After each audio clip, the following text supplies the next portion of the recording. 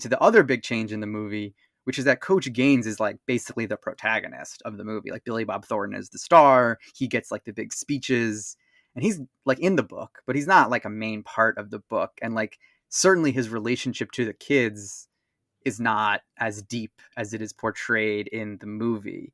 And this is like the next big question I had for you, which is like, does this work for you? Do you think this is like right? Like, is this the right direction? And like I think it makes like you see why they did this, right? Like that they need a character who's like the focus, which the book doesn't really have.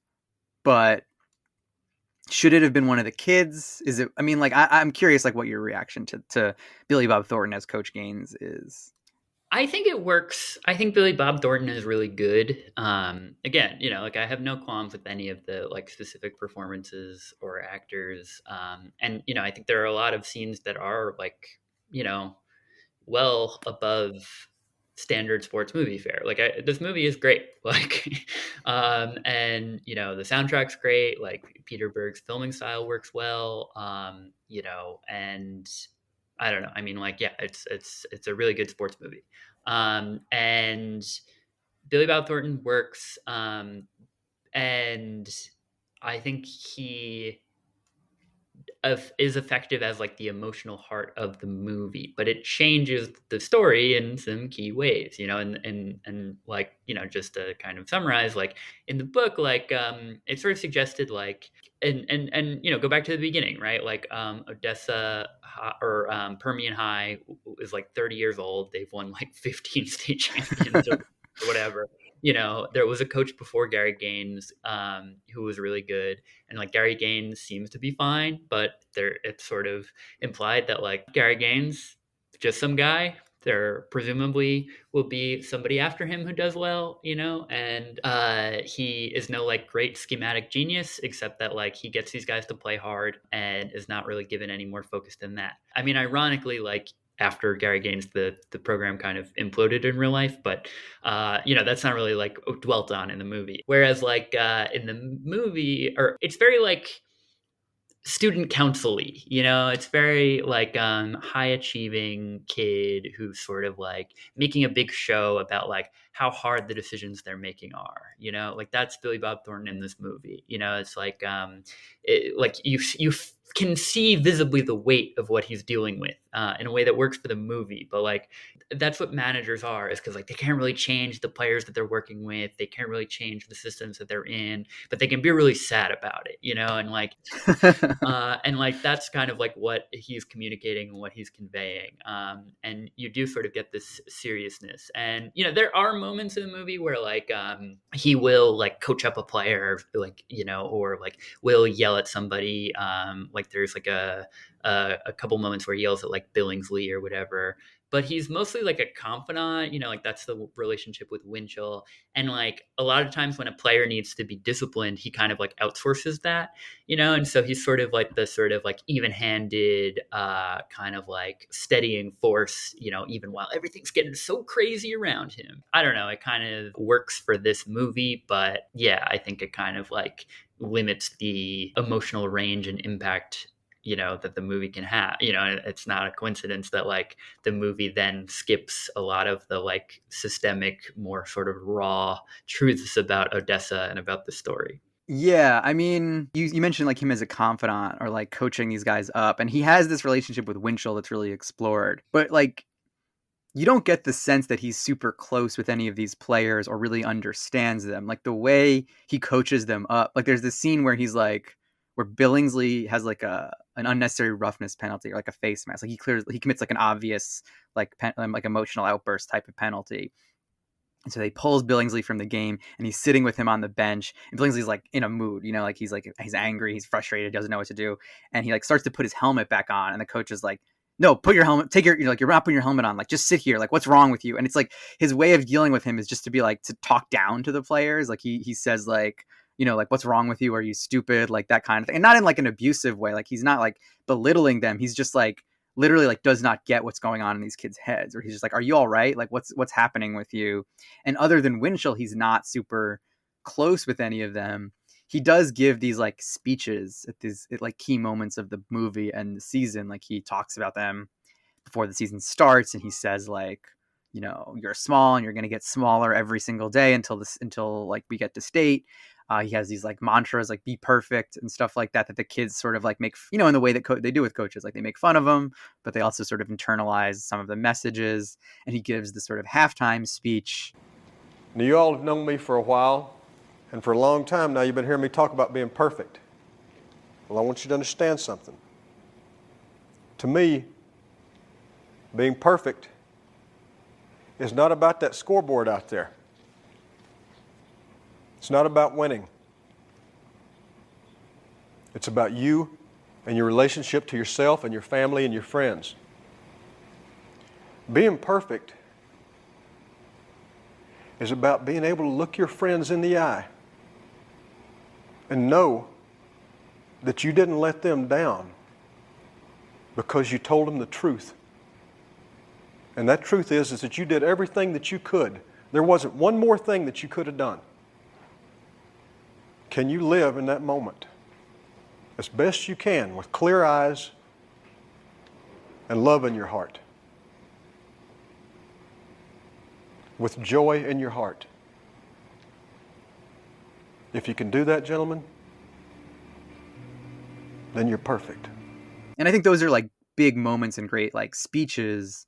It is also where the inevitable clear eyes, full hearts, can't lose mantra, which again, never said in the movie, not in the book, but like that evolves out of his final speech. But like, so those are big moments for the coach.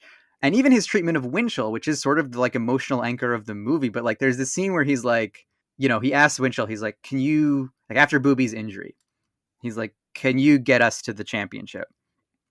And Winchell's like, I think so. And he's like, you got to do better than I think so, which is like a pretty reductive thing to say, but that's like pretty much all he says, like he's just like, you got to do better than that. And like, sometimes that works. And it's implied that it seems to work in this case, but it's not like the most sophisticated, like psychological technique of dealing with a struggling kid.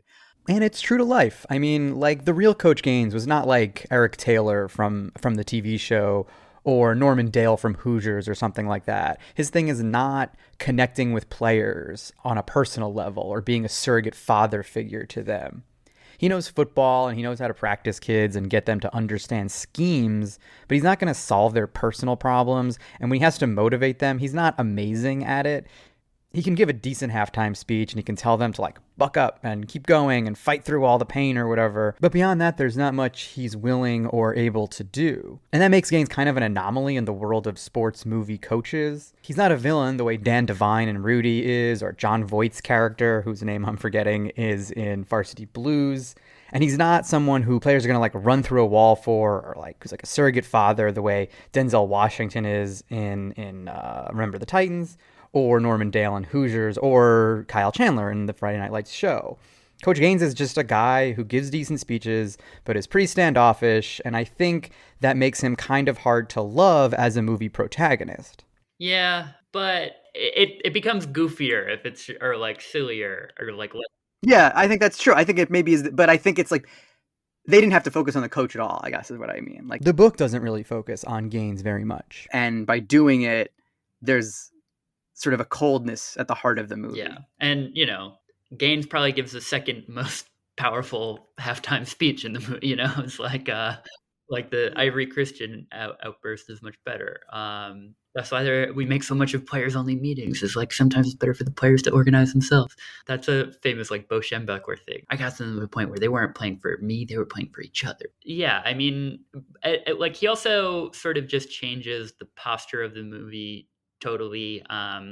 Like I think sort of the heart of the movie, I don't know, like the most kind of evocative scene maybe is like when they're driving to the coin flip. So they've lost 2 games, and so there's a tie for the winners of the district to go to the playoff bracket. And so 3 teams are tied and 2 teams are going to go. And Gaines drives with Winchell, which did not happen in real life. But, they, like while they're driving, they're sad because they're coming like right after this loss. And Winchell gives his like, "Do you ever feel cursed?" monologue, because he's a depressive. So he's like, "Do you ever feel like nothing's ever going to happen for you, and like everything bad is kind of like circulating in your life?" You ever feel cursed, coach? And no matter what, inside your heart, you feel that you're gonna lose. Like something's hanging over you, following you like a witch or a demon that just... When you gotta be so messed up, you can't win. I feel like that all the time. Even when things are going good. When we're winning, it's there. And when we're losing, it's there. It took me a long time to realize that there ain't much difference between winning and losing, except for how the outside world treats you. But inside you, it's about all the same, you know. It really is. The fact of the matter is, I believe that our only curses are the ones that are self-imposed. You know what I'm saying?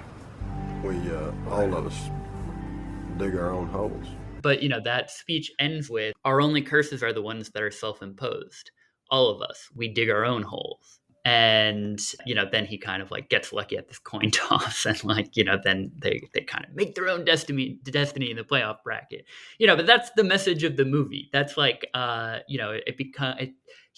Coach Gaines himself kind of turns this into like a neoliberal message, where it's like, it's not the curses, it's not anything that you were sort of born into. It is you sort of changing your circumstances and making the most of your situation. And that's what he is there to communicate to his players. And that's what the movie is kind of ultimately saying, is like, yeah, these kids had it hard, but they, through teamwork and hard work and physical football play, they almost won a state championship. Yeah, I mean, it's funny because like I love that scene. I think that's like a great like moment between the quarterback and the coach, where he says that. Like I like Winchell's thing where he's like, because that is a feeling that I think a lot of teenagers have, where he's like, no matter what I do, I feel cursed. When I'm doing well, I feel like it's coming. Like I feel like we're, it's like he's like, when we're winning, I feel like we're losing. And it's like, yeah, that's what it's like sometimes when you're a kid, like you just feel like there's nothing good is ever going to happen to you. And Gaines like cheers him up and he says like, the only curses are self-imposed. But interestingly, I don't know if you remember this, like when he says that, that's like, almost, that's like a voiceover. And there's a cut to, at that same time, that's when Billingsley and his father are driving home, and Billingsley's father has thrown the ring out the window, and the kid is like searching on the side of the road to find the ring. And and there's a cut to the dad, the alcoholic dad, like on the roof of the car, like waiting for his son to find the ring. It's like while he says our only curses are self-imposed, there's a shot of the alcoholic father like on the car.